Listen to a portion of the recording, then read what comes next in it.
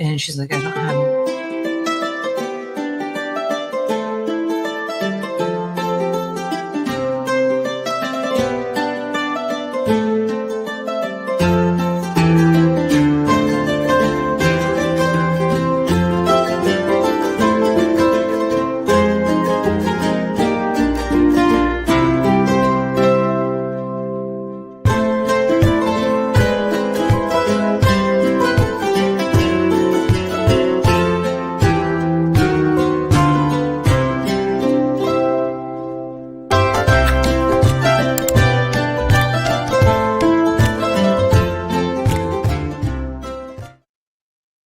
Oh, hey, everybody. Look, she's already running away. What are we going to do with her? Hey, Tuesday night, thanks for joining us.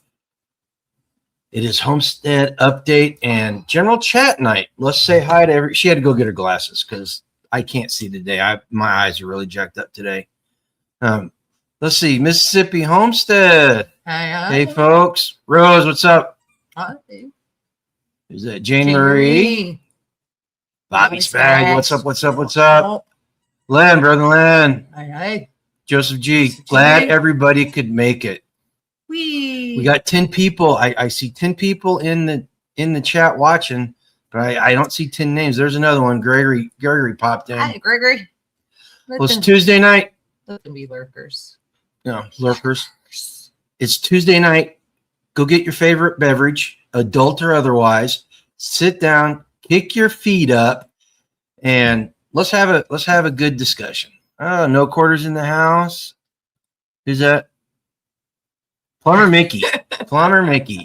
Mrs. Pat. Yoda ran away because I'm just too sexy even in text. I am feeling flush now. Mrs. Hacks, how you doing? Hey, Mrs. Hacks. Well. It's been. How would you explain this last week? It was okay. I mean, overall. Yeah, it was good. There are some interesting things. We, I would say when it came to community, we had a really great meeting Saturday. Okay, night. let's hold that off to. Oh, is that on here? Yeah, it's okay. You know, first off, we need to thank. If there's any new subscribers, or anybody new to the channel, thank you for joining us. You guys make it worthwhile. I actually new videos. I've actually got some videos in the work. If you guys didn't see it today, I told you last week I would post a video of the Holstein sheep. So I did, and she's a cutie pie. She really is. Oh, is that what everybody did? You put that on Facebook because everybody was making comments. Oh, did people talk about it? I don't get on Facebook, so I don't know. So here's the question. Here's the question for everybody. It's been nice here. It's been in the 60s the last 2 days. Those are over. Have you been outside tonight? Yeah, I felt it going down. Mississippi Homestead said they were freezing in the deep south. Wow. Of course, freezing in the deep south means like 50 degrees most of the time. No, every time I would talk to Skanes, it was like 69 degrees and she was bundled up trying to get the heater up. So what's the weather like where you are? Let's get a quick survey of how it is for everybody. Was it as cold down in Topeka as it is here, or is it colder here? It's actually windier there. It's warmer here, so I'd say it's colder there. Okay. Warmer here. It's a coming though, because I hit the rain on the way up. Oh, is it raining? Mm-hmm. Oh, okay. There, well, like in the middle in between. Okay. So I think the cold front is coming, like it's on its way, and yeah, it's just really weird. Usually, you would think that the rain would be up north, but. No quarter says he apologizes because he's all hyped up on codeine because of his foot. I mean, then I could sing for you. I'm too sexy for my life. No, don't do that, please. Please don't do that. So sexy it hurts. Don't do that, please. And I said the wrong words too. I'm too sexy for my shirt. I forgot. Okay, so let's talk about animals. Did anything interesting happen with animals? Oh, we lost the chicken. This one, I didn't know about the chicken. This was a unique one. She got stuck between the wall and the brooder boxes. She fell in somehow she fell in there and I didn't see her and she. I didn't even know there was room in there that could happen. Between the between the studs and back of it. Somebody had to have been sitting on top of her and shoved her in there. Yeah, but that was bad. I feel bad. It's always bad losing one of the chickens. Yeah.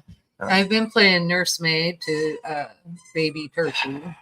Yes. And it was my fault. Our beautiful girl. Well, it was my fault. It was our fault. I knew better, but I knew you were eager to get her out, and so but she should have gone out in confinement. And in retrospect, yeah. So I took the young turkey that's living in our living room. I took her out there and put her in with the other juvenile turkeys. They're about 4 weeks, 5 weeks older than she is. Yeah. I took her out there, and there was a little bit of pecking when I was there, and that's I was like, that's normal. I went back 15 minutes later, and she was covered in blood and like had herself wedged. Bad. There's a little bush inside their pen, and she wedged herself in there, and it was bad. They laid her open to the bone on her head. And not to the bone. Like, you don't think it was the bone? It's not the bone. Oh, okay. Well, that's I can see flesh. Like they got flesh, and then like her little connector. I'm not sure what turkey anatomy you would use, but what helps with their waddle and then everything else. It's like moving, and it doesn't have anything on it, and it's disgusting. But they got her pretty good. So we've been. She made little band-aids to go, or little dressings to go on her, but she's figured out how to get them off. No, she did. Yeah, she figured the last 2 nights she's figured out how to get them off. But then she doesn't need them anymore. But she's doing. And they're all sealed. The wounds are sealed. Yeah. I've been doing the liquid band-aid on it and that kind of thing. So it looks like she's going to be okay. So she's going to be. It's going to be too cold for her to go out. There's my dad with this nice weather again. But so she's going to be in the living room. Arizona. She's going to be in the living room until after the cold weather passes. So we'll see how long that lasts. Yep. ACM in the house. Dad. Starla. I missed ACM. I'm sorry. Look at that. Hey. Why are you? Okay, if I start talking to the table. If I start talking to the table, it's because the dog is underneath the table. And now she's taking her paw and she's poking me with her claws. But before we started, she was laying on my feet, and I kept pushing her away. And instead of crawling over and getting on my feet, she would just roll on her back and then on her stomach on her back to get on top of me. So we're doing this whole dance underneath the table. I'm pushing her away, and she's coming back, and now she's poking me with her paws. Skeins girl in the house. You feeling better, Skeins? No, she comes over to my house all contaminated. Oh, you got more mail, girl. She has more mail than we do. Yes, she does. So, you're mail. And then the baby goats and sheep. If you watch that video today, they're getting bigger. The pygmy, they can all fit through the fence right now. Yeah. So I'm having to go out when I get home. I'm having to go out and yell at them to get them back in the fence. And then he comes in and he stands in the kitchen and he's like, they're all going to die. They're all just going to die. They have a death wish. They're all going to die. Past experience dictates future expectations. I have a solution for that. Chicken wire on the bottom half of the entire pasture. That's a lot of money. If you don't want that's a lot of money. If you don't want them to get eaten. Well, and we're gonna get them up on Craigslist. It's 4-H time. Plumber Mickey. Hey. All the kids are looking for 4-H animals right now, and hopefully we can sell some. Get a lot of those babies out for 4-Hers. Yep. And so, those prices are negotiable, right? When it comes to 4-Hers, I'm just a sucker for that. So yeah. And I'm like, I want them to learn. And so, not a lot of families can afford the right prices, but the kids want to be involved. And I will definitely make sure that I support that. That's going to happen. So don't be stingy with the price that I put on there. I think the prices you put on there are too high because they're 4-H kids. Well, then maybe put a lower price then on all of them. Okay. In Pleasant Hill, the 4-H ones, I was selling anywhere between $95 and $100. Okay. So for the sheep. Sheep and goats. Oh, okay. So I think I had maybe I had 125 on the sheep, and then I had on the lambs, and then I might have had 100. But if a mom called me and said, "Hey, we've only got $95. It was like, take the $95. Yes, your kid needs a project. Absolutely. Let's go. Come and one of the baby goats, Lola's baby, has horns already. Ooh. He's had horns for 2 weeks. But Lola, I don't know if you missed, was it last week we talked about Lola starving to death? Yeah.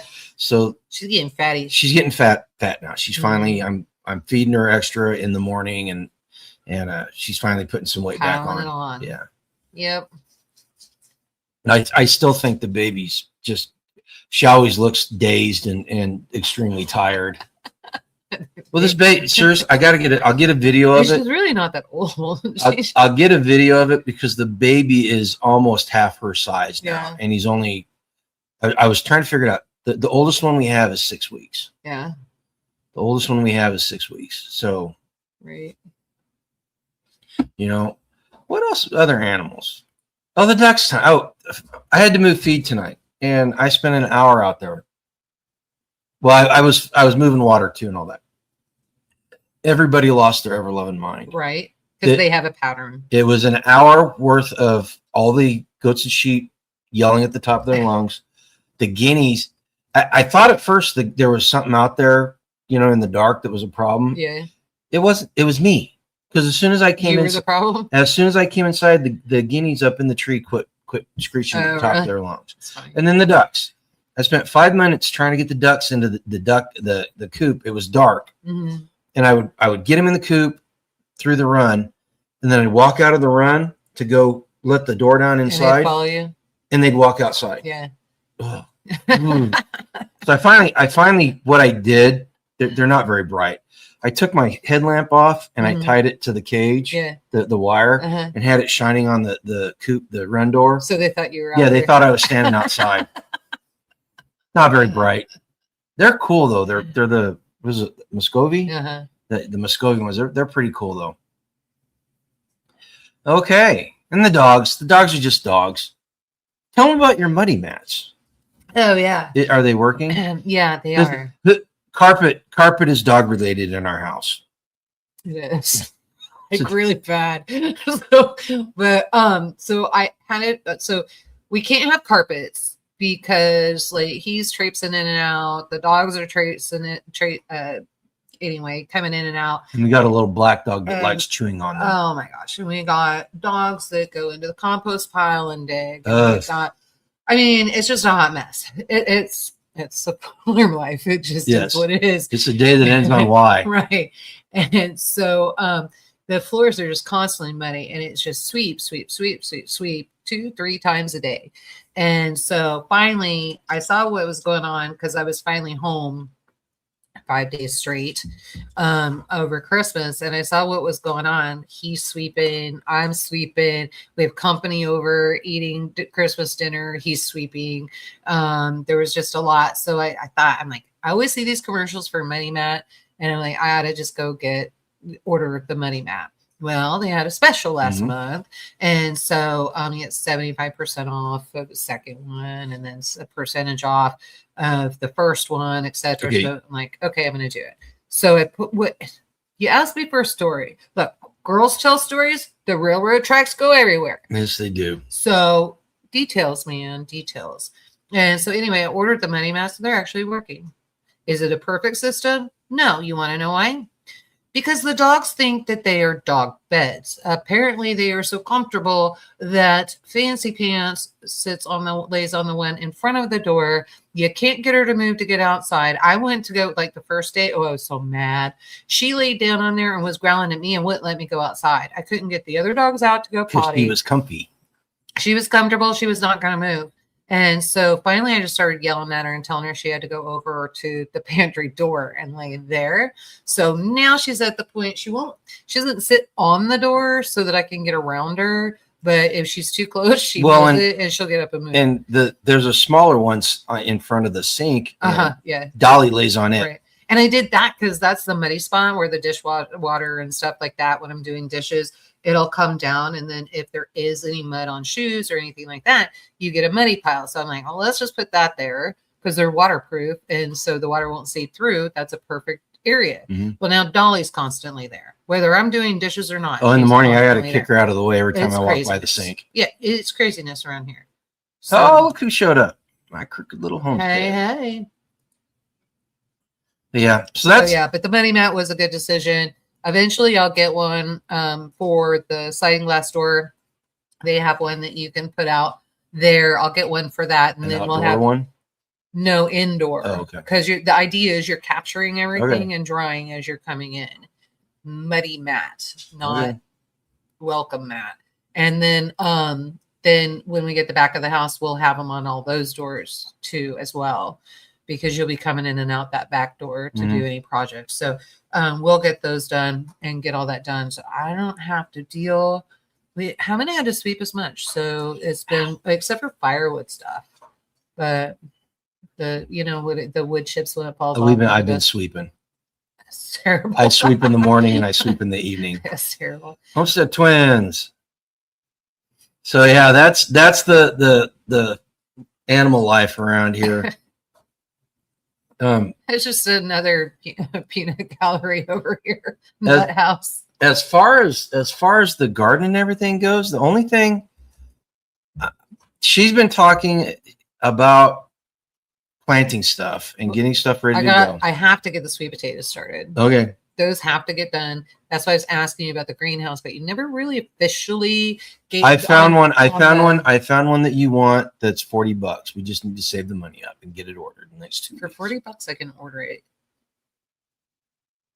You gonna pay for it immediately? I mean, yes. Okay, you get remember. Okay, new rule around here. New rule around here with the credit card.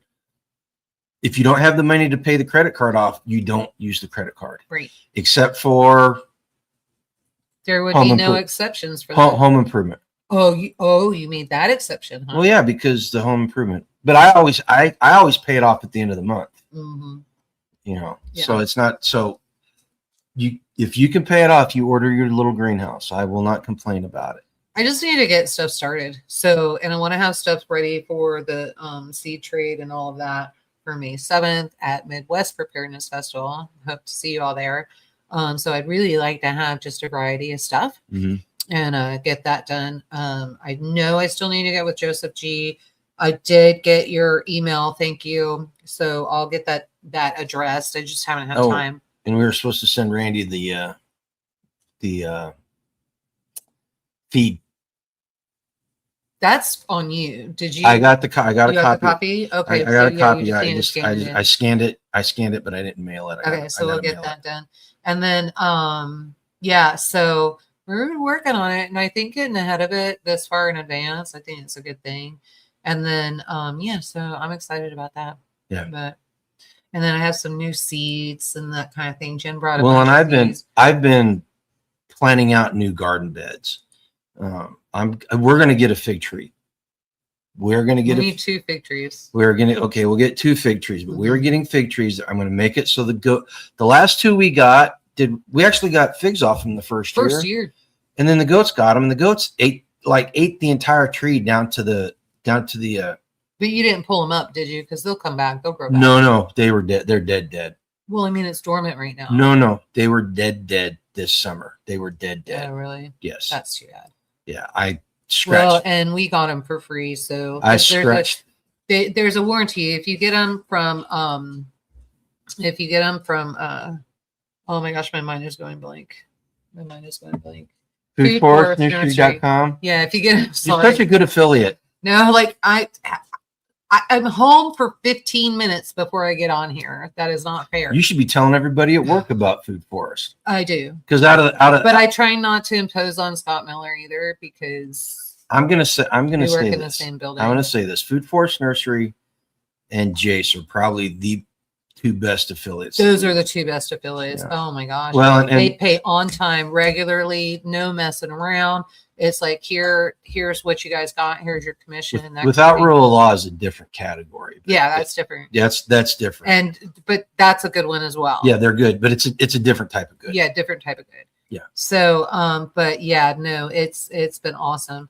And so foodforestnursery.com actually has a 1-year warranty on anything that you buy. But you can't warranty against goats. But You can't warranty against goats. And we got them for free so that we could try them Well, out. that during reminds me, commercials. they sent us another collaboration email. Perfect. Okay. I need to get back with Yeah, them. let's take care of that. Mississippi Homestead says figs don't need a pollinator. Like, I want 2 fig trees. That's She what I wants- had out there. That's what She I wants want. 2 fig trees. That's okay. So it's not got nothing to do with Nothing to do with pollinators. Yeah. All American showed up. Hey, all American. Did I say anything about pollinating? No, but that's why normally when you have to have 2 trees, that's normally why you have No, 2 I'm trees. Yoda. That's why I need to have 2 trees. I'd like to have 6 out there, but I'll set up with 2. So Okay, Joseph G says it's probably an old email. Well, if you got a new one, go ahead and send it to us all right. so she can send whatever. Right. And I think it was supposed to share, was it Randy's? I was supposed to share with Starlet. No, I thought it was Joseph G's. I must be losing my mind. I'm supposed to be sharing somebody's, it might be Randy's email with Starlet and Skeins. So yeah, and like I said, I've been planning new beds, decorative beds that will produce food. I've been looking at the state arbor sites for Kansas and Missouri, trying to save up the money. Hopefully in the next 2 or 3 weeks, I can get that stuff ordered and they don't run out of what I want. Yeah, you better get those orders in now. I need to start looking at chick orders as well. And if you're going to do that, if any of you are going to order from your state arboretum, you need to do it now. You need to pull the trigger because they're number one, if they're like Kansas, Missouri, they're going to run out of what you want. And number 2, this is when they're getting ready for those orders in March and April. So yep. Or April and March. March and April. Yeah, that's it. It's been a long day. It's been a long day. It's been a crazy day. But homestead infrastructure. What did we do? Did anything happen this week with the homestead infrastructure? Yes. We got the hot water heater in. We got the tankless hot water heater in, and it's so nice. They took about 2.5 hours. The only thing, there's a couple things I got to do. I have to finish plumbing out the exhaust for it because I tied it into the existing. With the tankless hot water heaters, you have to have the concentric wall, the 5-inch, 3-inch with ours because of condensation. No, Gregory, we tried that and we didn't care for it. Drip irrigation. So do you irrigate your garden with a drip tape? We don't. No, we tried it. Here's the deal. Didn't care for it. Here's the deal. We will run the hoses to once in a while. Mm-hmm. We try not to water too much. Yeah, we really need our seeds, and a lot of the seeds that we use are drought hardy, and that is thanks to Buffalo Seed Company. And so we try to keep it that way so that we don't have to depend. Yeah, Kansas, you never know when it's going to rain, so we try not to depend on that. Lynn's telling me I need to make lists and stuff. He's being a smart aleck. Make notes. I have a list for everything. Toto shopping, etc. What's a Toto? To do. Oh, to do. Okay. Yeah. But yeah, no, the water heater's been nice. I forgot. So we had a on-demand water heater at Pleasant Hill House, and then now we just put one in here, and I filled my big giant soaker bathtub up all the way to the top. It was so good. It was so hot. It was really nice. I got out. I was actually warm. I wasn't freezing my butt off. It was nice. And something I realized last night, so the temperature is set by default at 120, and it's not as hot as what was coming out of the other tank, the old tank. And she had said something about it this week about raising the temperature. So I had to figure out, it's got a little remote on it, like a little touchpad to move the temperatures. And I finally got it figured out. And I was like, okay, so I'll raise it to 125 and we'll see how it is. I took my shower this morning. Mm-hmm. I went and put it back on 120. Did you? Yeah, because 125 was uncomfortable. So at the 120, I didn't even have to use cold water. I just let it run at 120, and then that's what I soaked in. I put he got me some Epsom salt. Oh shoot, I meant to stop and pick some up. today. I'll go get some more tomorrow. And it was eucalyptus and mint, and I put that in the bathtub. Oh, it was wonderful. My sinuses opened up. It was like heaven was just waiting for me and said, "We know you're getting sick. Get in the tub and soak." And so it was really good. But I gotta watch it because I could live in that bathtub every night. So Great. I have off the top of my head, I couldn't tell you. Karen's like, "We're gonna use more water. You need to stop." Well, I'm not. I'm taking shorter showers because the water pressure. He told me I was allowed to fill the bathtub up, and that was it. I'm not allowed to do any more than that. Well, she's like, well, I'll fill it up, and when it gets cool, I'll empty it a little bit, and then I'll fill it up again. No, don't be doing that. Well, you got to have a full 25 minutes in your Epsom salt. So, yeah, and like I said last week, the one project leads into another project. So we got the old hot water heater out. If you're local and you want a used hot water heater that was manufactured in 2021, it's on our front porch. It's on our front porch. I'll sell it to you for $75. Come and take it. It's a good commercial grade. It's weird. It's a residential water heater that's commercial grade. If that makes any sense, it's way over that way gas over or electric. It's liquid propane. Liquid propane. Okay, so there you go, guys. It is way over engineered for this house. Just plain and simple. But it opened up another project. So this weekend, me and another person are tearing out the floor in the laundry room and replacing it. And then hopefully we get that done on Saturday. Sunday, I can go get 2x4s. I'm going to build out the wall. Oh, that's right. We have a holiday on Monday. Yes. We have a 3-day weekend. We got a 3-day weekend. Forgot about that. But hopefully I can get the entire project done except for painting the new drywall. You're going to let me do that, aren't you? Well, you'll do it, and then I'll go back and fix it. Or are you going to make me mud it? Or are you just going to take care of the issue? I'll take care of the issue. I probably ought to just paint it. Why don't you just mud it? Here's the deal. If you know how to mud. When our son was younger, I would have him mow the yard, and he would do a terrible job. And I finally realized after a while that he was doing it on purpose.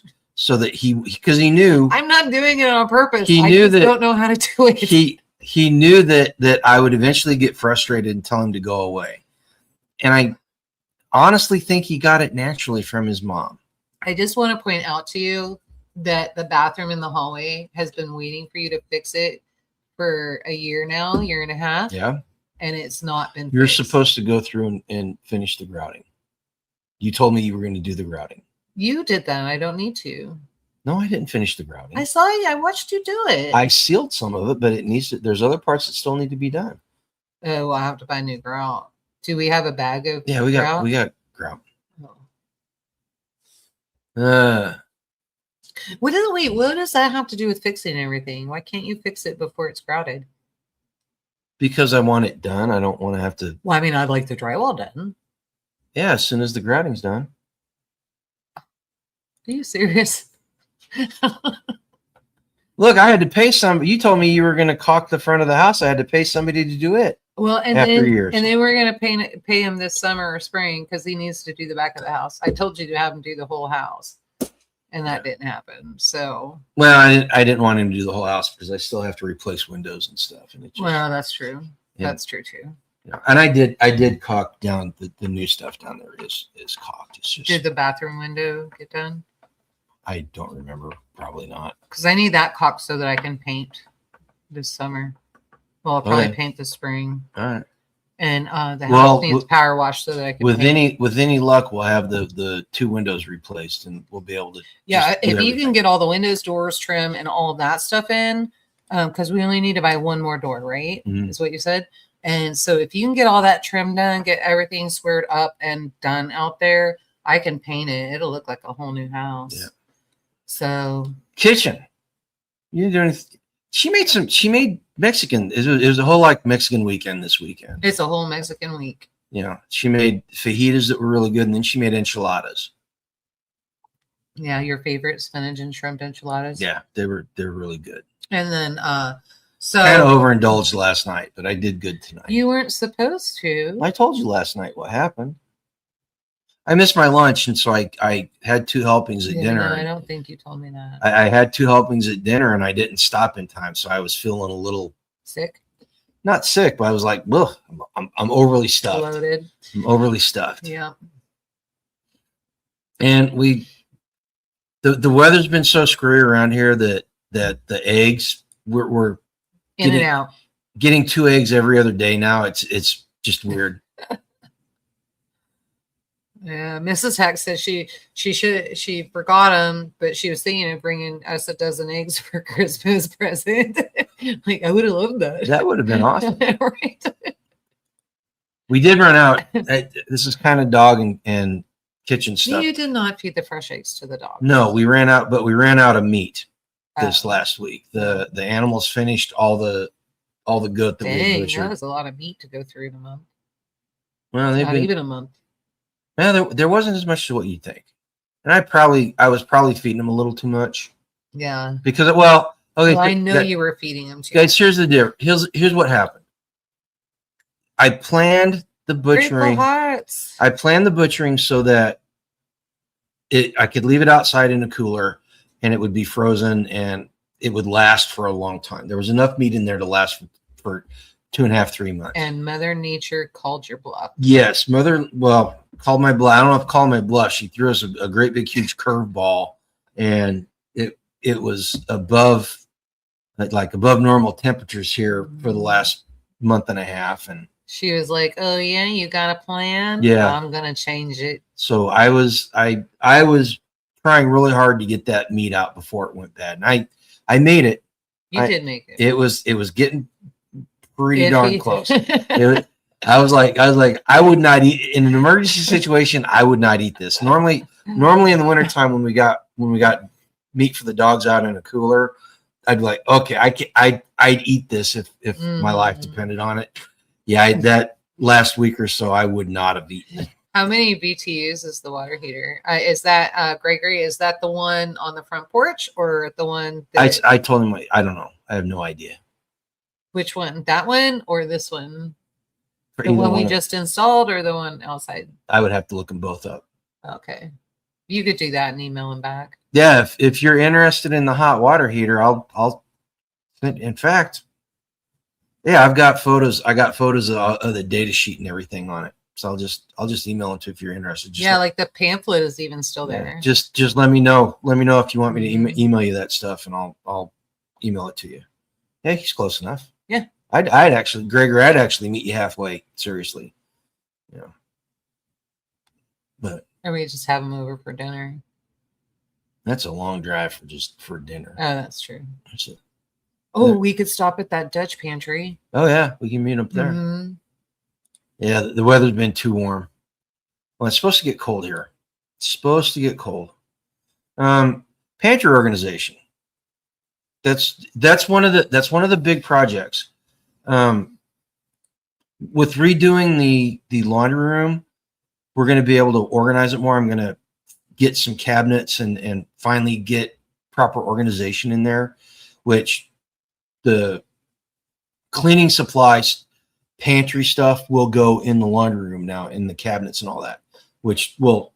That's going to free up an entire cabinet in the kitchen. Right. That's going to be wonderful. And then there's another project going on where I'm going to be able to take care of some long-term food storage and open up the pantry that's in the old garage, open up space in there so that we can move shelves out and get them fixed because we had a shelf collapse. So like within the next 2 or 3 weeks, we'll be able to get a lot of storage space put in and get a lot of pantry organization. That'd be awesome because then I need to get this one organized too. I think I actually have empty boxes in there. And so, like I was looking and like, why is there only one can in here? And so do what? He said, we'll talk. Okay. And so I'm like, why is there only one can in this box? And so I think I literally have an entire shelf in there where I can get other stuff up. So it'll be nice. Yeah. Now, one thing we are dealing with pantry wise is rodents. this whenever we just in the back of the house. when we get everything. Yeah, well, that's where we're organizing and getting stuff. Well, I'm gonna organize it because they're in the new pantry I rebuilt too. Right. They got in there. Well, because that door is always open, they can get under it and that kind of thing. So we'll deal with that, but that's part of getting the house redone and rebuilding everything back there. Getting it airtight. We'll take care of a lot of that stuff. Yeah. We'll take care of that. Okay, where are we in the update? Personal projects and behind the scenes. Okay, so behind the scenes. So can I ask you, when you and Scott take the washer and dryer out, can you put them in opposite of what they are right now? Like I've been asking for 5 years. I want it back like it was in Pleasant Hill. So my washer and dryer, he has the washer on the right hand side and the dryer on the left hand side, but the dryer door opens to the right. You should have said something. I would have moved the hinges. Dude, you looked at it, you said they couldn't be moved. You sure about that? I'm pretty sure that's what you said. You sure about that? I'll look at it. That's what you said. So I'll change them. Having the dryer closer to the door would be nice, but it's just for workflow. Well, I mean, because that's where I have to pick up the laundry detergent, which doesn't sound like a big deal, but after the accident, I learned it's a big deal, especially with heavy laundry detergent things. And so I have to pick them up off of the doohickey thingamajigger, and then I have to walk them over to the washer, and then I have to walk them back, and then the dryer is, opens the wrong way, so I have to walk around, which doesn't sound like a big deal for most people, but when I need to just get laundry like be done, and that. So if my workflow was smoother, I will make your workflow. Yeah, thank you. In fact, do you want me to try to put a work table in there too while I'm at it? Get out. You can do that. Well, I don't know. I might be able to. I could just fold laundry right in there and then put everything in its perspective order. I might be able to. I don't know. We'll see. Okay. A hell of a lot better than just throwing it on the bed and going, deal with it yourself. No, Mrs. X, we do not need any cats. Our cats are working overtime. In fact, they're getting she's not trying to get rid of cats. Freedom's getting a little plump. Freedom's having She's issues. a mouser. She's a good mouser. She's a good mouser. Yeah, she's not only getting the field ones, but she's getting in the back of the house. Getting in the back of the house. Like if you leave anything open and crack, she's poof right in there. So she's getting them. So, and finally, nothing in the storefront. Again, the spread shop and all that stuff. I did see something. This has nothing to do with us. You buy these and we get nothing out of it.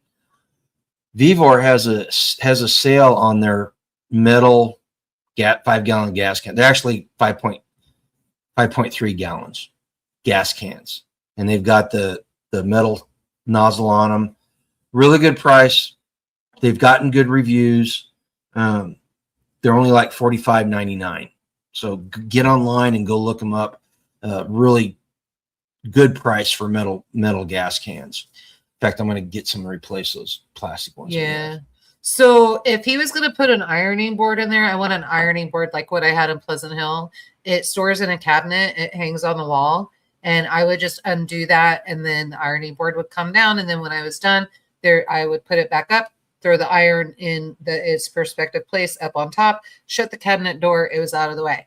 The way that I'm ironing now for like that kind of stuff, it sucks. And so now I just iron on my bed. I plug the iron in, right, and then I just iron on my bed. What are you thinking? I got to measure. I got to measure and see how wide those are. Wide that is. It wasn't it was like a miniature. Well, it was recessed. It was recessed into the wall. Yeah. I had to cut the drywall out and I had to mount it. So what are you talking about? You didn't put that in. It came with the house. No, I put that in. In Pleasant Hill, that came with the house. Did it? Yes. And it wasn't recessed. Yeah. No, it wasn't. It literally was just the ironing board and enough space for the iron. literally. Yeah, but it was And it inside the fit. wall. It was No, inside the it drywall. wasn't. Babe, I'm telling you, it wasn't. Okay. I mean, I can ask Sarah to send us pictures. I'm telling you, it wasn't. All right. And then you just shut the cabinet door. But that hung and was set between the pantry door and the walk-through door. I wonder if there's enough room in there that we could get a stainless steel tabletop to put in there. Why would you want that? Because it'd be easier to clean for you. I mean, It would be easier for somebody else to clean for you.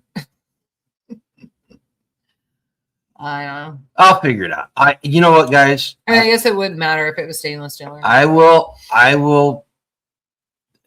try to make that thing a really nice laundry room. Yeah, it'd be nice. Because where that shelf is right there, that doesn't really hold a lot. You know what I'm talking about? Once we get the back of the house done, that would hold a really nice iron cabinet. Once we get the back of the house done, we can move the freeze dryer out of there, and we can build a lot of stuff. Yeah, there's a lot of room that's freed up. Shoot, you throw a bed in there. Here's the spare bedroom. Sleep with the laundry. If we have spare bedrooms, that means people are going to stay with us. Do you really want that? My kids, yeah, my grandbabies. And then finally, the book. Spags was in here earlier, and the urban preparedness book that's based off the video series I did last fall. He gave me really good feedback on it. He the narrative and stuff, the information, he gave me big thumbs up on it. He mentioned though that there were places where the tense was wrong. There were mixed tenses and stuff, and it's been a long time since I've done creative writing. All right. So I don't remember a lot about it. So I went through and I started looking at it. My God, you talk about a rabbit hole. And then using AI to identify the tense problems.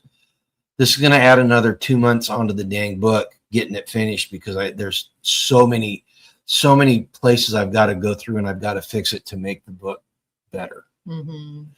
So the book, I'm looking sometime this spring or summer to have it. Now, it's the prepping book. It's a prepping book, and part of the prepping is community. What happened with the community this week? Boo, how's that for a segue? Yeah, that was pretty good. So we had our community meeting. We had that on Saturday, and we went in, and it was interesting. Everybody that was there, everybody just seemed to open it up.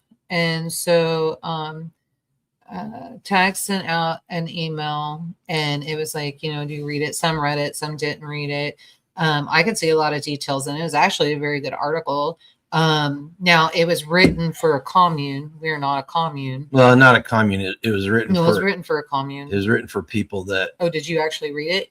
Well, no, I skimmed over. And so they're living on a commune. They're all living on. They're living on a bunch of people living on the same property, which is a commune. No, not necessarily. This is why you have to go back and rewrite your book. And it's but anyway, so he sent that out. We read it. If you take the commune portion out, you see the same dynamics in what's going on here. And so I think one of the biggest things I've learned in the last year and a half is that things will filter themselves out. And so then if you're strong enough and you stand forward and stand for yourself and you move forward, key.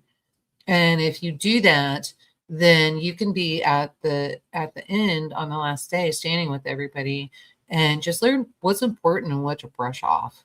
Sometimes petty crap doesn't matter. Everybody's got their own role, and you just got to recognize, let them take in what their role is going to be, and let them figure it out, because it's not for everybody. Homesteading is hard. Farming is hard. And a lot of people from the city, they think they're just going to come here and they're going to get in, they're going to do this. And they filter out and burn out quick, really, really quick. I've seen it. I've seen it all year. Look, we've been at it for 10, 12 years, and more than that. I burned out the last 3 years. Seriously, I'm just now getting back to the swing of things. No, it was really nice. Like he was talking to a lot of friends about accomplishments and all kinds of stuff, and everybody was saying like, "Can we just focus on this?" And the men told me, they were like, "Stop! This is the first time that we've heard him in years actually talk positively. Let him be." I had two takeaways.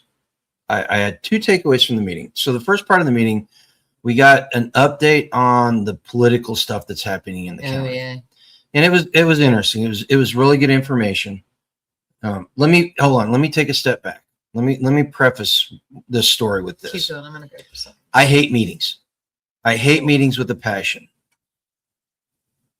80% of the information that's passed in meetings could just as easily and more effectively be passed through an email or a white paper or something like that. All right. This is just my personal opinion, my personal experience. So I desperately hate meetings because they are exceedingly boring. They're exceedingly irritating, and you don't get much accomplished for the amount of time you spend it.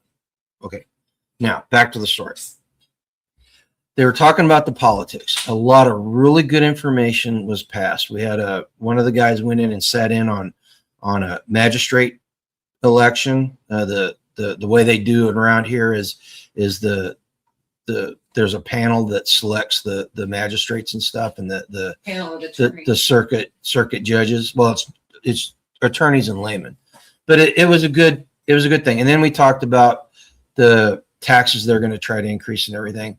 And the takeaway from that part,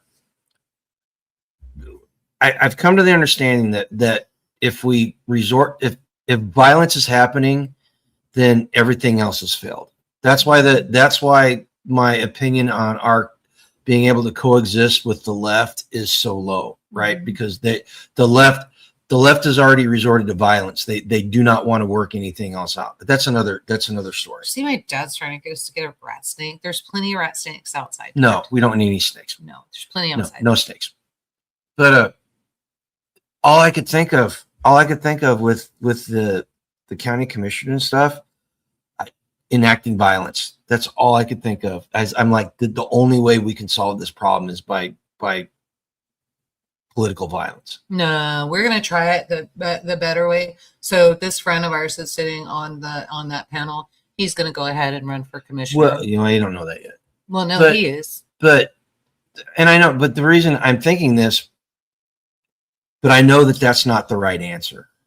All right, escalating it to violence and like seeing the guy in the parking lot of Walmart and beating the holy crap out of him because I don't like him is not a good answer. No. So, and it's just going to land your butt in jail. Yeah, sometimes it's worth it. But so this is something that we need to work on, and we need to figure out how to keep the options open, and we need to keep doing what needs to be done so that it doesn't come to violence. The second takeaway, it's the first meeting we've been to in several years that I did not walk away mad, thinking to myself, Jesus, why am I here? What have we done? Yeah, why am I here? That was completely worthless. I told her I still don't like going to meetings, but that one was the first one in a long time that I felt was productive. It was like old times. Yeah, it was extremely productive. Mm-hmm. There was a lot of good information was passed, and a lot of good community building. Mm-hmm. I'll call it community building. It was a lot of good community building happened. And the weird thing about it all was somebody asked me before the meeting, we were talking. Oh yeah, this was good. He asked me, so do you have any ideas on how to fix things? Because there are some issues that need to be fixed. All right. And it's just like any other community. It's not like we're anything special. Right. This is just normal human interaction stuff. Mm-hmm. And I told him flat out, I said, no, I don't have any ideas. And quite frankly, I don't care. And I had to go back the next day and tell him I had to qualify that, because the not caring part, my whole onus with, as far as the community for the last 6 months, all I've been doing is suggesting projects and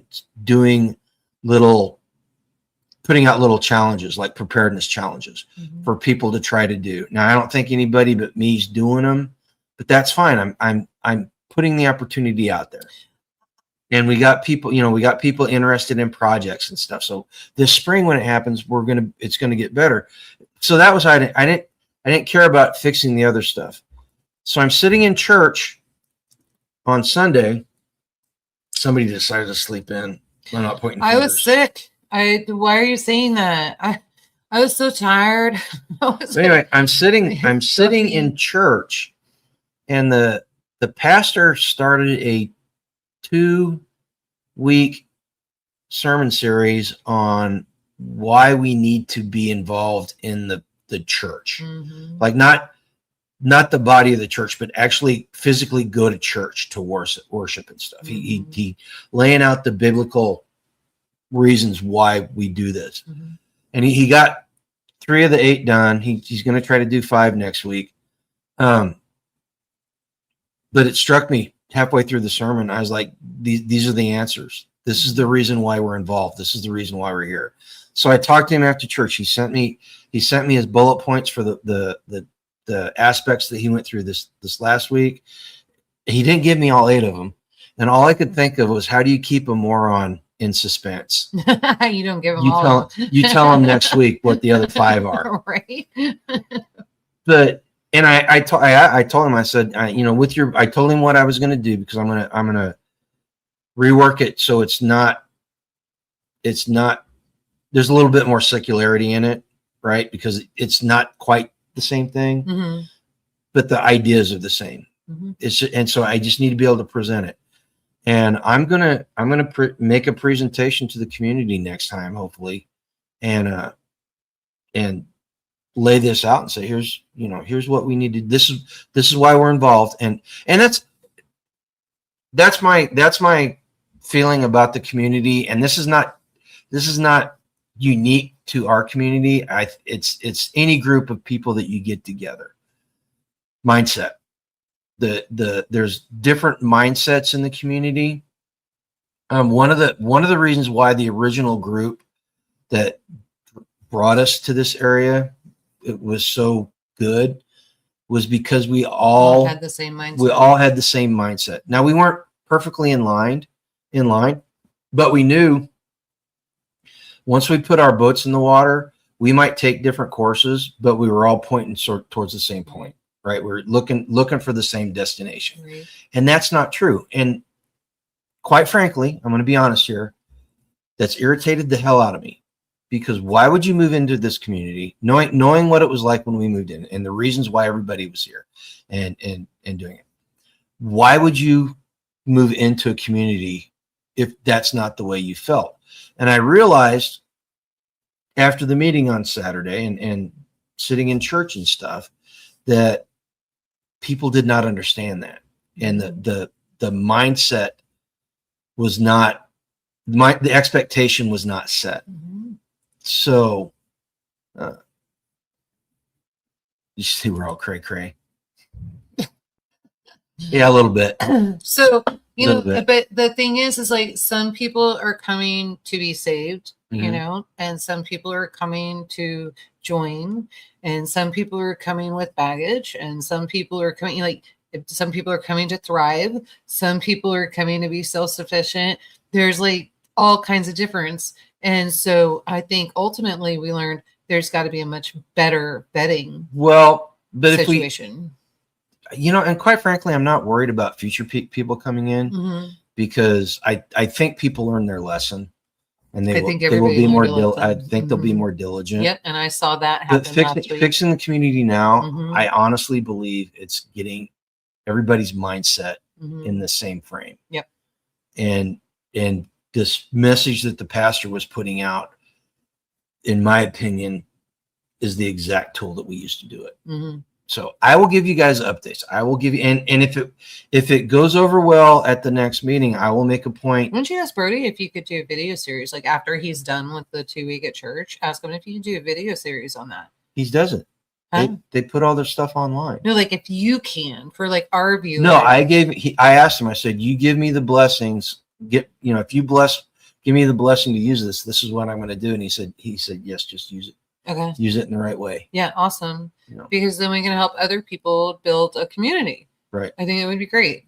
Right. And then that'll save y'all from some of the crap we've had to Well, some of the cray, as Mrs. Hacks put it. It'll save you all from some of the cray. Okay, now I gotta clarify something here. Mm-hmm. So you said make a video series. Mm-hmm.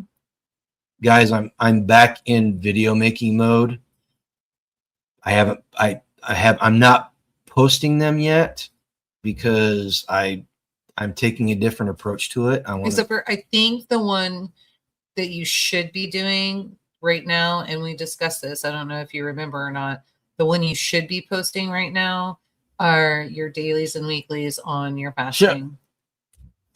I wasn't going to start posting that. I think you should. I started a fasting program, but I wanted to get a couple of weeks worth of videos made before I posted. I mean, really? I started a new fasting program. I'm learning how to fast properly. You should launch it in January. Now is when everybody's doing it. Maybe. Just do it with them. Well, then everybody can do the journey with you. I'm 3 days. You can all talk about how hungry you are and how hangry you are. I'm 3 days into it. I started it on Sunday, and I'm filming daily updates. I'm going to do weekly updates. And he's going to be hangry tomorrow, so I'm going to try to stay out of the house. I may go shopping tomorrow after work. I don't know. Any excuse to go spend money. No. I mean, it would be responsible, but yeah. But so I'm back in the mode. I got a couple other videos that aren't related to the fasting thing that I've already got done. I just need to finish editing them. He's finishing the fast tomorrow. Yeah. I do a partial fast. You know what? I'm not going to explain it. You guys, He'll post videos. Since she ruined it. I didn't ruin it. You guys love it. Since she ruined it, I will post the introductory video on Sunday. Yeah. Hey, Yankee. Shannon, I saw you in there. Oh, Yankee Watch. I haven't seen you in a while, man. Yeah. Who else popped in? Shannon Barrett. I missed it. She popped it. She's up there, right up above Mrs. Hacks. So yeah, she said hi and I waved at her. Yeah. So, and there's others that popped in, but I've been trying to just like hi.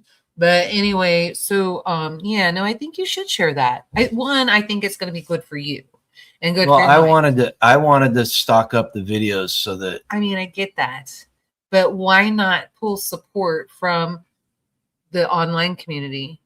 Right. So if you have a hard time, or maybe they start doing it and they have a hard time, y'all could talk to each other and support each other. Like now, Lynn's doing it. I knew Lynn was doing it beforehand. Well, then, so fine. But now let other people. So Lynn is more far ahead on the journey than you. And my hat is off for a 10-day fast. That's a. Yeah. And you're further ahead than they are. And if they choose to start it, I mean, I think it's perfect. You guys can all between Lynn's YouTube and your YouTube and all that. I think there's plenty of support there. Why not? I think it's a great idea. Put a 1 in the comment. This is what he would do to me. Put a 1 in the comment if you want to watch their journey. Perhaps decide to join if you'd like to be part of his support during the fast and Lynn's support. Put a 2 if you don't care. Put a 3 if Yoda should not ruin my stuff, my plans. I didn't ruin nothing. No, it's all good. I was going to post. I just wanted to wait a couple weeks because I wanted to have some in the can. I think you need to do it in January, and you're doing daily a diary anyway, videos, right? Yeah. Yeah. So I think you're fine. You're 3 days ahead of it. I think you're fine. Speaking of the video channel, guys, do me a favor. In the comments after we're done, I am seriously considering doing memberships. All right. This is one of these things this is one of the things that got me back into video mode, is because I was like, okay, it's time to pull the trigger on this and do some things. If I were to do a membership program, what would you like to see? What would you like it? Assuming that you would spend the money. I'm not saying you're going to spend the money. Assuming that you were going to spend the money, what would you want as a benefit from supporting the channel in that way? Probably recipes, seeing Yoda cook. Well, that ain't going to happen. Why? Because you don't do it anymore. I cook every Saturday and Sunday trying to get meals pre-prepped. I mean, that's just silly. No, well, because you hadn't done that, and I already told you, and Carrie told you, we want that done on a membership basis. I already told you that. You knew that. Okay. We've been talking about. We just had to get me back from my accident where I could actually do it. What do you need me to read that? I have about 4 videos a day. I'm compiling them into a long format video. Think fat, sick, and nearly dead. I'm looking for a health pro to add some commentary. Cool. Hey, there's okay. So for anybody that doesn't know, Fat, Sick, and Nearly Dead is a video, a documentary a guy made about fasting. There's another video out there, and I can't, off the top of my head, I can't remember it. I watched it this weekend. It's 2 Australian brothers that did a 20-day fast followed by a 20-day recovery juiced fast, basically. So basically 40 days of fasting. Very interesting. Very interesting. It's on YouTube, and it was free with ads. If you can find it, I cannot remember what the name of it is. If you Google it, if you Google 2 Australian brothers fasting documentary, I'm sure it'll pop up. But I highly recommend it. Nobody's put a 1 or a 2 in here. Yeah. No, so they care, but nobody wants to see it. Okay. But yeah, and again, what you think the membership program should look like, go ahead and wait till after we're done here, and then post it in the comments, and just give me ideas on what you think would be good. I've got ideas, but what I like is not necessarily what everybody else likes. Right. You got to remember this 85-15 split. Access 3. It's the third option. They care, but they don't want to see it. No, 3 was you shouldn't mess my plans up. Oh. Oh goodness. Yeah, water first, absolutely. Yep. Oh my goodness, that's a long fast. 23 hours a day. I don't know if I know I couldn't do that right now. I'm just going to be honest with you. I did 24 hours yesterday, and then because I was sick, I just couldn't eat, and so I did not feel good yesterday, and so that was easy, but I was sick, and then well, I guess was that yesterday? It would have been between Sunday and yesterday. And then today I went ahead and I had a small breakfast and then a small dinner. And that worked out fine. Like, my body's good. I feel healthy. I feel good. So I'm sure that's an airline ticket to Kansas. That's what they want, is a perk for membership. Len, I don't know if I'm going to do Patreon or just start with the YouTube membership. I think because it's a new thing for me, I think I might start with just the YouTube membership, and then if it takes off, move it over to Patreon. That seems like a good plan for me. So, Paul, I mean, I know you guys want an airline trip to Kansas, but why not just load your camping gear into your car and come visit? Come experience the community before you decide what you want to do, because there's some crazy ass people in this group. I'm one of them. I'm not gonna lie. I try to pass that off. So we got anything else on the update portion of it? No, I don't think so. Are you going into politics now? Just no worries. I got dishes. Culture and society. So I made apple cider vinegar. I've been working on that since we picked the tree. Good. And so I had jars of apple cider vinegar, and I told him I had all the scraps in there. I'm like, go feed these to the animals. So I set them out so that the fruit flies would go away. Set them out on the front porch, and he was so thoughtful. He literally went out and he fed everything to the animals, and then threw everything in the sink to wait for me to wash. So it's because the sink was full of stuff, and I couldn't wash. All jars. The sink was full of nothing. He's lying. There's you're lying. No, there's my what? There's your rice pan. There's your rice holder. There's your jars. The jars from the vinegar. No, those are your jars.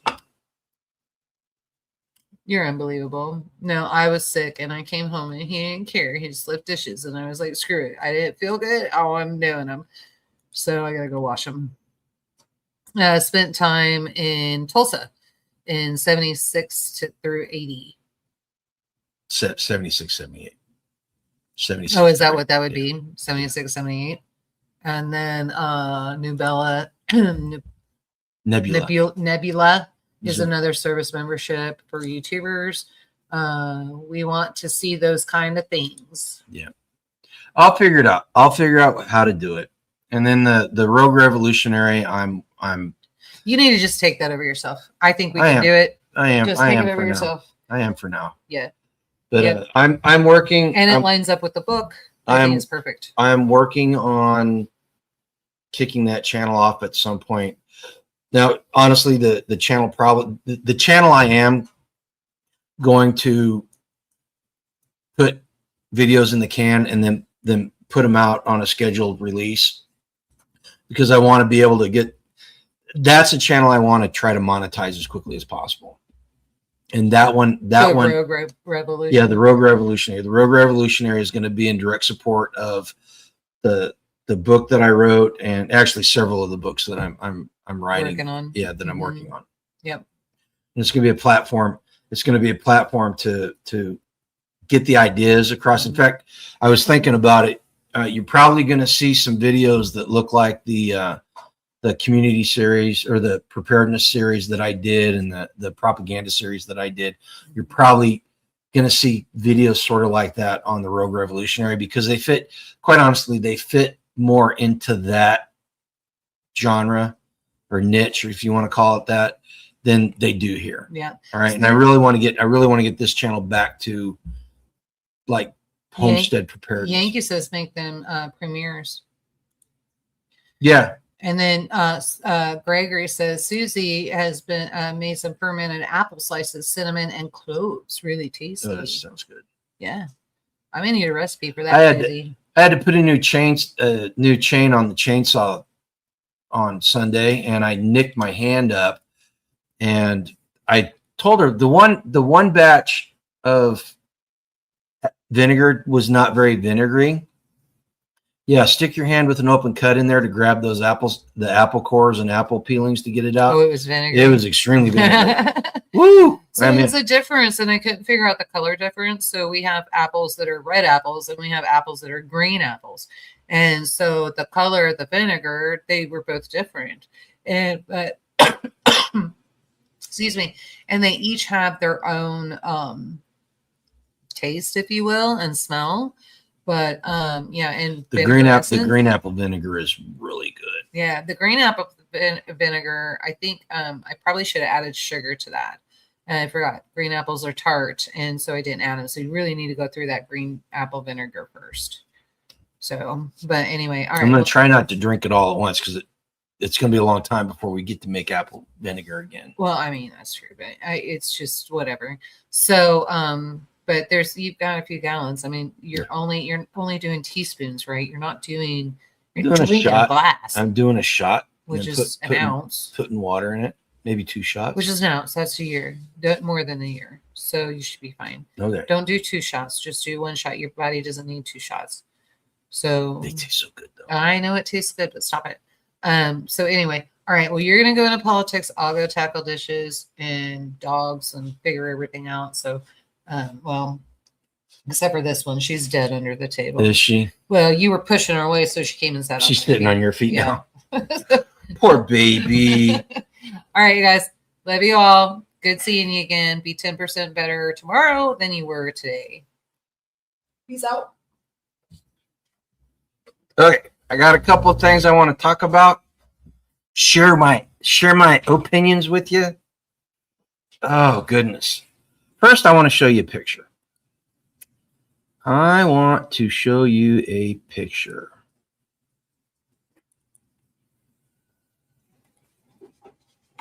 So here we have this picture is a picture of a mother and her children that drove home and made it safely. They're She's one of millions of women that do this on a daily basis. Now, how'd she do this? You might ask. Well, she didn't try to run over an ICE agent in trying to escape from a felony. So that's how she managed to make it home safely with her kids. All right. We're going to talk about Minnesota. This is why I have to address this, because it's just unbelievable. You know, if you look at the events that happened, number one, everybody was so quick to rush to judgment. Let me step back a second. Let me say that woman losing her life is extremely regrettable. All right, and as a Christian and as a patriot, we should not be making fun of it. We should not be making light of it. To say, with that said, I have posted some memes, but they were all expositionary memes, highlighting what I'm talking about here tonight. You can go over on to Midwest Preparedness Festival on their Discord and see it in their meme drop portion of it. But anyway, you know, if you're going to go protest, and I think these protests, these anti-ICE protests, are extremely informative, and patriots and conservatives should be listening to them, because there's going to come a time when we need to protest. All right. And if you think if it gets so bad that patriots and conservatives are in the streets protesting and doing things like that, that means that the country's gone sideways. And if you think that the judicial or the law enforcement mechanism or system in the country is going to be as what's the word I want to put? Not lenient, restrained. There's the word I'm looking for. If you think that the law enforcement mechanism of a liberal or leftist administration is going to be lenient or restrained against conservatives, you're extremely delusional. Seriously. We need to be watching these. We need to learn how to protest properly. You know, the number one rule, if you are protesting and you interact with law enforcement, number one, you don't be belligerent. That's the first thing. Being belligerent is the quickest way for it to escalate into a worse situation.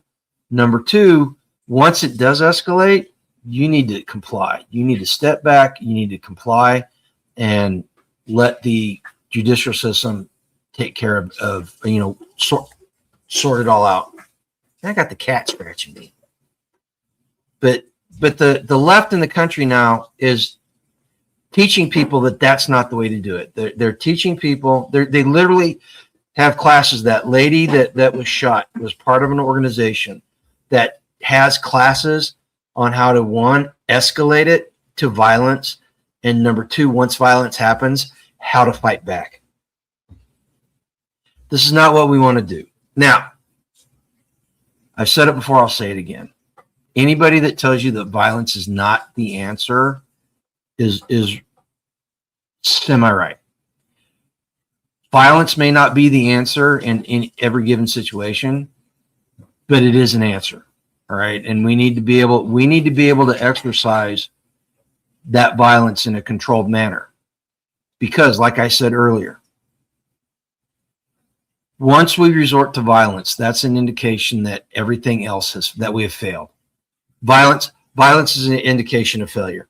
All right. Meaning, if we cannot find a peaceful resolution, then we have failed in our endeavor, and we have failed in protecting the country. Because once the violence starts on both sides, well, actually, once the violence starts with any side, it's basically headed down the wrong path. I'm not going to say it's over. Again, the two ideologies behind it all, behind this, can't coexist in the same place at the same time indefinitely. So I don't know. I'm not going to sit here and tell you that it is avoidable, but I'm also not going to sit here and tell you that it's unavoidable. We shall see. We shall see. And the other thing is the response from the Democrats and the media and the just the left in general. Number one, they don't have any problem lying about the situation. They have misrepresented it at every turn. In fact, I wish this Spags was in here. He could verify this. He posted a picture where they literally edited the photo of the car after it ran into the pole. Literally edited a photo to make it look different. Like the car with the bullet hole in the front of it and the smashed up front end against the pole was not enough. They had to do something to make it more dramatic, right? NPR. And this is one of the reasons why I'm not too terribly upset that NPR has been defunded and that PBS has been defunded. A woman was shot by ICE agents while she was sitting in her car. That is literally the social media post that the official NPR account put out. You know, they completely neglected all the details leading up to that. Now, I'm going to tell you from my professional training that I've done in escalation of force, use of deadly force, and through going through the conceal and carry classes and going through the firearms training that I've been through as a civilian, I can tell you right now that in my mind, that was a justifiable shoot. That law enforcement officer, even without without the knowledge of him being drugged by another criminal 6 months earlier by a vehicle, that was a legitimate shoot. You know, those cars were anything from 3/4 or 3,000 pounds to 5,000 pounds. They are a deadly weapon. And ramming attacks by the people going against ICE have become a normal thing. There's all sorts of videos out there about them boxing ICE, the ICE people in with their cars. And think about this. I'm saying this from experience because when I was in the military, I dealt with something like this. You get into these situations as soon as it gets confrontational. You have no idea as a law enforcement officer or a security person where it's going to go. You have no idea how it's going to escalate. Law enforcement has been ambushed in the past. We've had officers shot. Those things can escalate just like that. And so you have to be on your guard. And this is part of their program. Part of the reason why they're so aggressive is because they want it to escalate. They want to catch that escalation on film. They want to catch the police officer pushing the guy to the ground because he's standing in front of the car blocking it. And then that way they can screech and have histrionics and tell people exactly how bad the Trump administration is. But from the people on the receiving end of that person standing in the car could have a gun and just be trying to get somebody out of the car so they could shoot him, right? And so we have to learn from this, and we have to start holding people accountable. If you run into anybody that starts spouting off stuff that is verifiably wrong, like she was just sitting in her car, she wasn't doing anything, she was trying to go home from dropping her kids off, those are lies, and they're flat out lies. We need to start calling people on this, and we need to start making sure that we push back against these things. And I know it's uncomfortable. I've had this conversation with people in the community. These things are uncomfortable, but if we want to save this country, We got to start doing the uncomfortable things. Seriously. Okay, the next thing I want to talk about, the community post that I did yesterday afternoon, the young Iranian lady lighting a cigarette with a burning picture of the Ayatollah. She didn't have her hijab on. She was dressed in Western clothes. I said it. I'm going to repeat it here if you haven't seen it. That everything that young lady was doing in that picture, in that environment, could potentially put her life at risk. Compare that to the way the left behaves and the way they protest. Number one, I'm a firm believer that most of the people that are out there protesting the the no kings, the Black Lives Matter, the anti-ICE, these people have no clue what they're doing.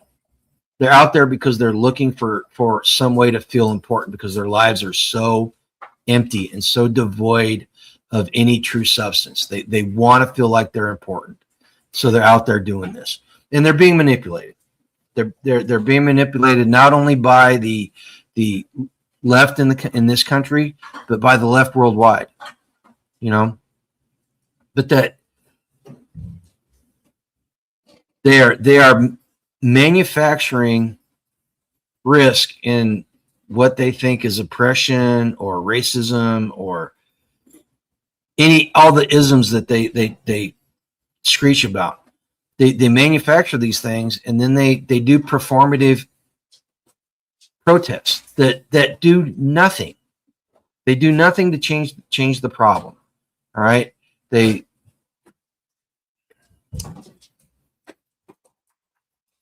culture is not the same as our culture. At least I hope. I hope if you're a longtime viewer of this channel, I certainly hope that their culture is not your culture. All right.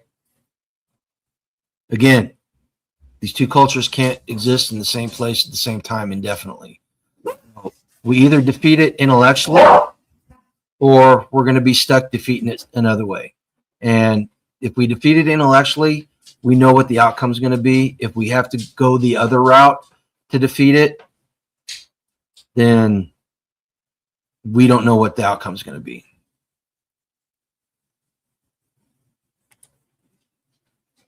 Well, I'll tell you what I think true feminism is. I think true feminism is a woman that can lean into the traditional roles of a woman, of a life giver, of a woman who is the backbone of the family. Right? That's true feminism. And Emma taking up the hijab. Yeah. Again, and that's heroic. What those women in Iran are doing is heroic. And I'm sure some of them are out there the same thing as the Democrat, the liberal protesters. I'm sure some of them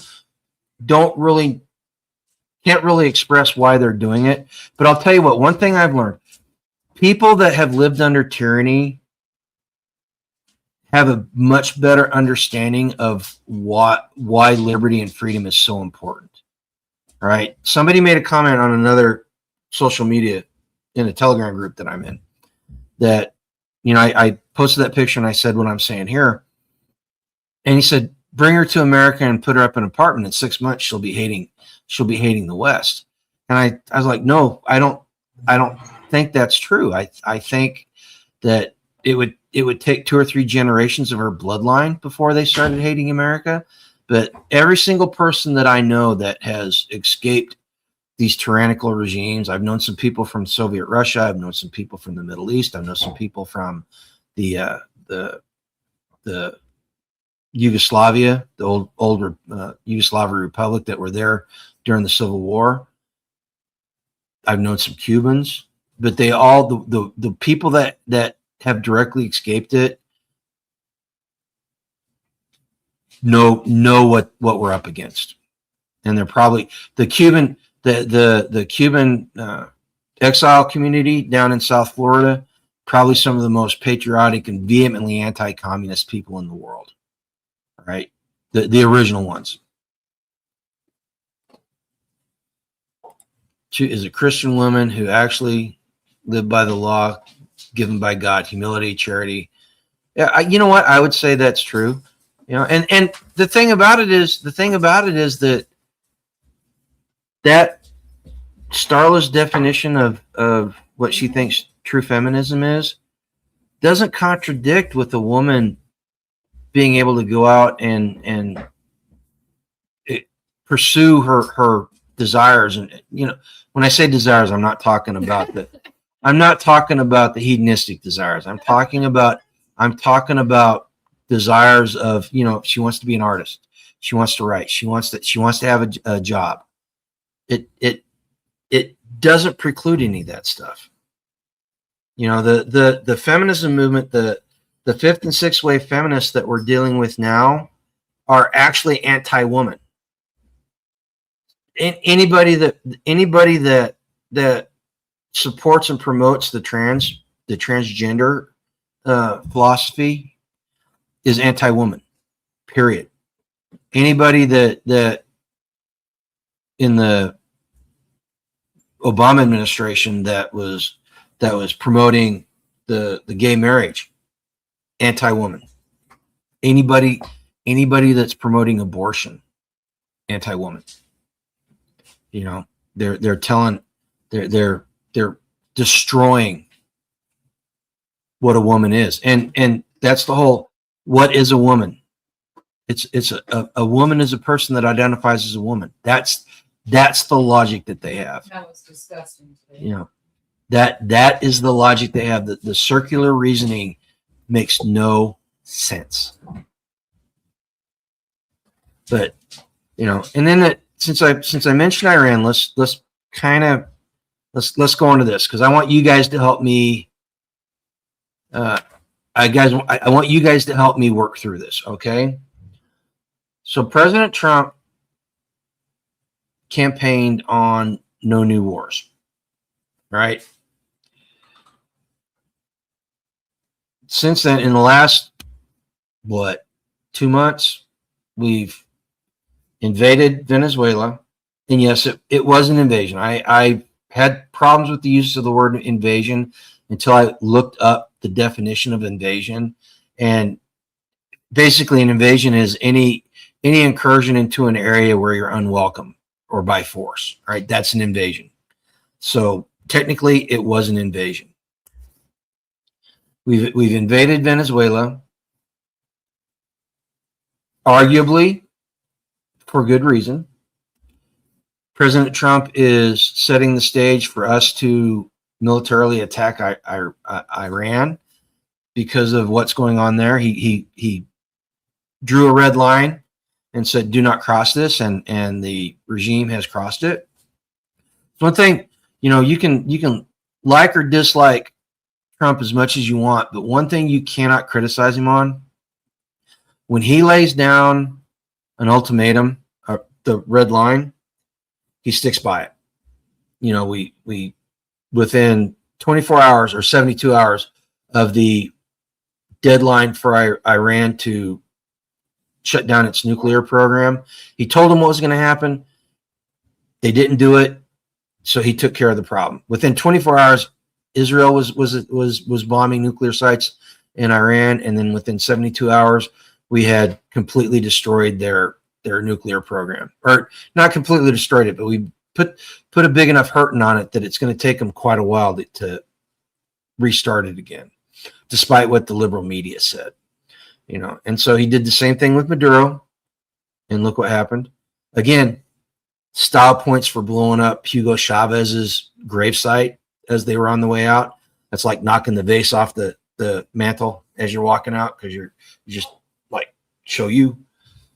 But anyway, so he campaigned on no new wars. I'm sitting here and I'm having a hard time reconciling what he's doing with the fact that, from my personal opinion, getting Maduro was a good thing. because the way he did it, I told you last week, it was about power. The dynamics in Central and South America with the United States has changed dramatically in the last week. All right. And that was something that needed to happen. And the 2020 election interference caused by the Dominion voting machines, that the software came from Venezuela, and the software that was used to put Maduro or keep Maduro in power, that needs to be addressed. Iran. Listen, I've told this story before, but some of you may not have heard it. When I was in the Marine Corps, I was on board the USS Ranger on the security detachment. One of the duties that I had was I went up to the Combat Information Center, the CIC, and I manned a surface radar looking for small boats. We had gun mounts. We had M60s and 50 cals out on the sponsons of the ship, and my job was to watch for small boats on the radar and let people know if there was anything inbound. Well, there came a point in time when I was there that the Saddam Hussein's regime was literally genociding the Marsh Arabs. You know, they went in after we invaded Iraq. They found mass graves totaling to about 120,000 people, maybe more. But he was, you know, and he wasn't supposed to be doing that. And part of the agreement for stopping the first Gulf War was that they could not have any jets, and they could only have helicopters that were transport helicopters. Well, they took the Mi-8 helicopters that were transport helicopters and armed them with rockets and machine guns, and they were attacking Marsh Arab villages. And this is one of the things that I don't like about Bush the Elder. Was he? Would you stop shaking the floor, Fancy? Bush the Elder, like, exalted the Marsh Arabs to rise up against Saddam Hussein after the Gulf War was over, and then he did not give them any support. So, as a result of them revolting against Saddam Hussein, the Iraqi military went in and was killing the civilians. And I sat up there one night listening to F-14 pilots begging. It almost sounded like the one guy was getting ready to cry. The Iraqis were attacking the Marsh Arabs with their helicopters. These guys were up on combat air patrol, armed. They had air-to-air missiles. They could have very easily destroyed every single one of those helicopters. And they were denied permission. And the permission came directly from Washington, D.C. I heard it all transpire. I heard it transpire over the intercom system there in the CIC. So we've been exalting the Iranian people to overthrow that government for years. I'm okay with us doing military help, using the military to help them. So help me work through this. Am I off base? Am I off base by saying, you know what, this is a righteous, I honestly think helping the Iranian people overthrow that government is a righteous adventure. It's also a foreign entanglement, which our forefathers warned us against. So am I wrong? Am I off base for throwing my support in there and thinking that going in and grabbing Maduro and changing the dynamics in the entire Western Hemisphere is a good thing? Or am I betraying, you know, am I betraying the ideas that I espouse to support? You know, go ahead and put, if you can do it in 142 characters, put it into chat. Because I honestly want some feedback on this. Yeah. Bush only lied about weapons of mass destruction. He could finish. I think there was more to it than that, Starla, just from my being around all that stuff. I think there was more to it than just that. In my opinion, we have terrorism because we stick our noses in the business of other countries. I'm a pacifist. I don't I don't believe in war. Well, unfortunately, we didn't stick our nose in. Unfortunately, the other side gets a vote, and the other side has voted multiple times that they want war. So we have there comes a point, and I'm not disparaging the pacifism. All right, the ethical pacifist will keep a lot of bad things from happening. Targets would be hard to isolate in Iran. Their army is designed to control their people, not fight wars. Yeah, I mean, but there's other ways. There's command nodes. There's all kinds of stuff you could take out. It would be a complete change in the Middle East if Iran regime would go. Absolutely. I can tell you right now that if Iran ceased to exist in its present form, not just in the Middle East, the entire world would change. Everything would change. But and my number one concern is the Americans that have been hurt by the Islamists. But more Muslims are killed every year by Islamists than Westerners, right? So it's a scourge on our planet. Okay, other difference in Venezuela is that our backyard, not across the world, more effective on us close and more ability for follow-up maintenance as needed. This is true. And I'm a big fan of the Monroe Doctrine, and Trump has just basically dusted that doctrine off and put it into play here. So you guys think about it, and if you got anything else pops up in your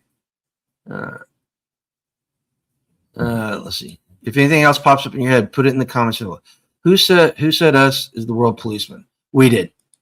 The Brentwood Accord after World War II established the idea that the United States would guarantee free travel and free trade across the planet. It was part of the reconciliation and the rebuilding after World War II to get everybody on board with not having any more wars. The United States being the world policeman is probably the only thing that has kept the world from going nuclear. And I've said it before, I'll say it again.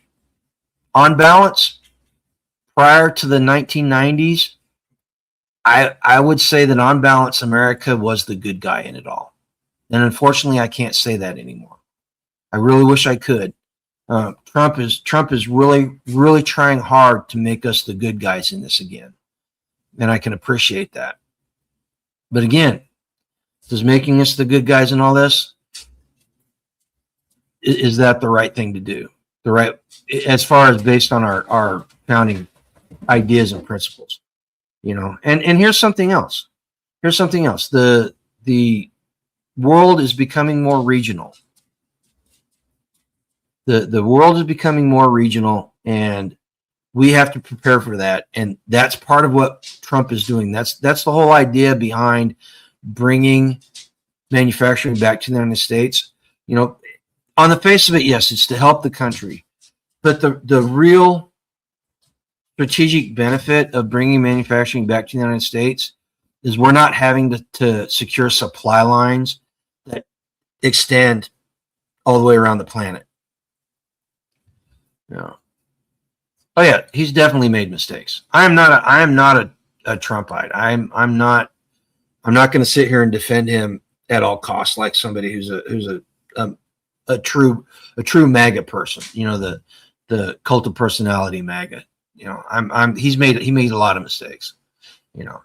Well, and okay, so one question: Russia bombs Ukraine. Who pays for the rebuild? Well, right now we're paying for it because we are the largest economy in the world, and we are the most able to pay for it, and we're still in that role of world policeman. All right, and part of that world policeman is keeping Russia in check. This is why Trump is leaning so hard on the NATO countries to rearm, because they're the ones that should be paying the check. They're the ones that should should be protecting Ukraine. They're the ones that should be keeping Russia at bay, not us. So yeah, and again, we can say these things. We can point these things out that are wrong, and we can point to what the right way is. Here's the problem. Here's the problem with it. And this is one of the reasons why I have a big problem with Ron Paul. It took us over 100 years to get where we are. You cannot go back just by snapping your fingers. It's going to take a long time to rebalance everything and get America back to where it should be. And in the process, we're still going to have to do the things that we don't like and we don't want to do. But we're going to do it lesser and lesser and lesser. That wasn't really good English. That wasn't good or English. That wasn't good or grammar there. But you guys know what I mean. Globalism has failed. We are reverting to spheres of influence, bilateral agreements, etc. Absolutely. Absolutely. And frankly, in retrospect, we could sit here and we can argue the Brentwood Accords and what we did becoming the world policeman was wrong. But honestly, at the time, it was probably the best solution because the United States was quite literally the only major country on the entire planet whose manufacturing base and financial system had not been destroyed by war. All right. So it just, at the time, it was probably the best of the worst outcomes. If I commit a crime, I go to jail. What about senators and congressmen? They get away with it. So this is, Starla, this is exactly why what you're saying there is exactly why I'm writing this Rogue Revolutionary book. Because the reason why this stuff happens is because as a culture, we have lost our morals and ethics. Right? And as patriots and conservatives, number one, it's our responsibility to reestablish those morals and ethics within our households, within our communities.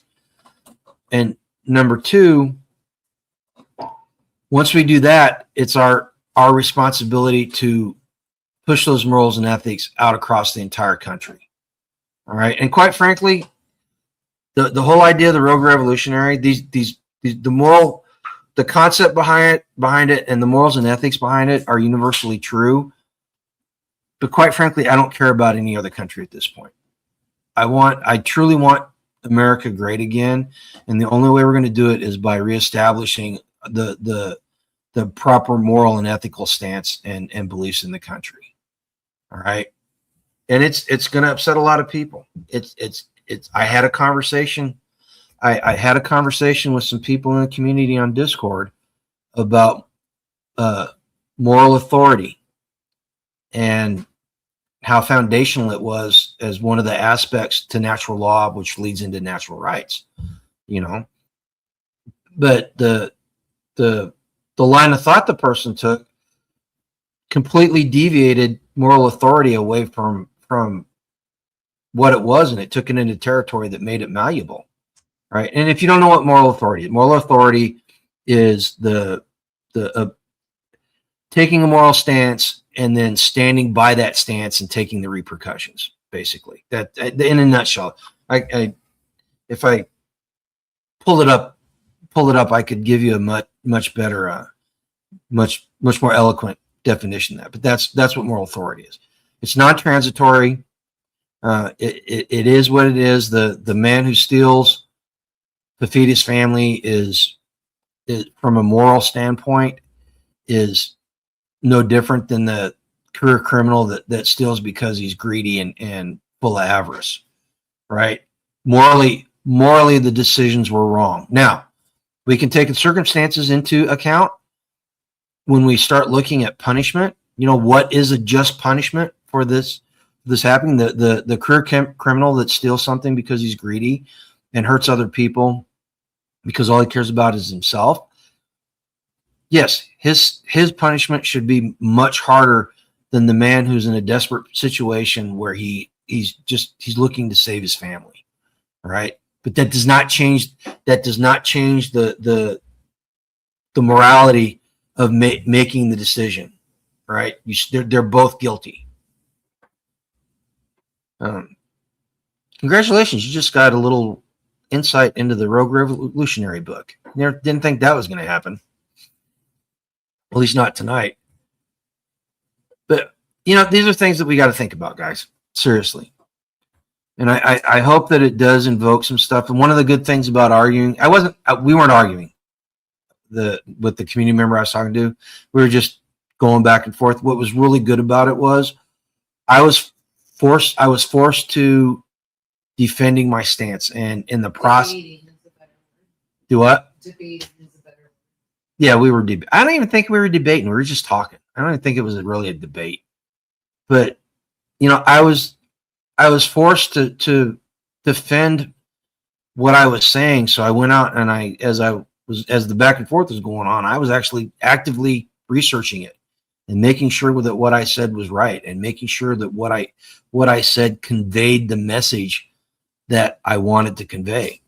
So, do these things, talk with people, don't get upset, have an open mind, and I'm not going to lie, it does help when you're both in the same frame of mind, the same mindset, and you're quite honestly, what we were arguing, what we were going back and forth about was a small linguistic twist, but it was a very important one because it changed the foundation of the whole idea, right?